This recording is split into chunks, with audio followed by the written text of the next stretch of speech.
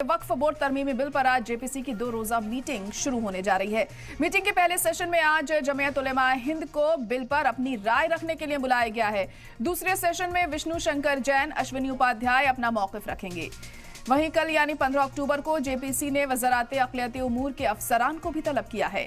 मरकजी वज़ीर कानून किरण रिजिजू ने लोकसभा में वक्फ बिल 2024 पेश किया था, जिसका कांग्रेस और समाजवादी पार्टी समेत कई अपोजिशन पार्टियों ने मुखालफत की थी।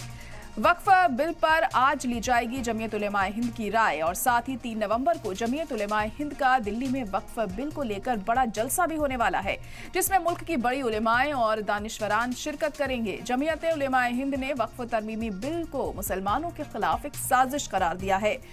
क्या वक्फ बिल पर कुछ बड़ा होने वाला है? क्या मुस्लिम तंजीमों की राय मानेगी सरकार? ये सवाल अभी भी बना हुआ है, क्योंकि जब से ही इस बिल की पेशकश की गई है उसके बाद से ही मुखालफत लगातार जारी है।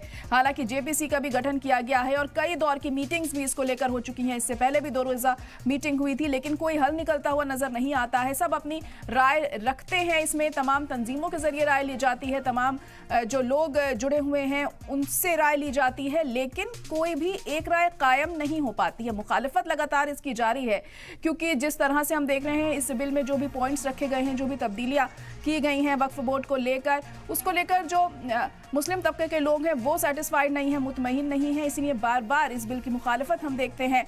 और अब 2 रोजा मीटिंग आज से फिर शुरू होने वाली है जेपीसी की, और उसमें क्या कुछ निकलकर सामने आता है ये देखने वाली बात होगी। वहीं मीटिंग से पहले सेशन में आज जमीयत उलेमा हिंद को बिल पर अपनी राय रखने के लिए बुलाया गया है और दूसरे सेशन में विष्णु शंकर जैन, अश्विनी उपाध्याय अपना मौकिफ रखेंगे। वहीं कल यानी कि 15 अक्टूबर को जेपीसी ने वज़ारत अक़लियती उमूर के अफसरान को भी तलब किया है राय रखने के लिए। तो आज से 2 रोजा मीटिंग एक बार फिर शुरू हो रही है जेपीसी की।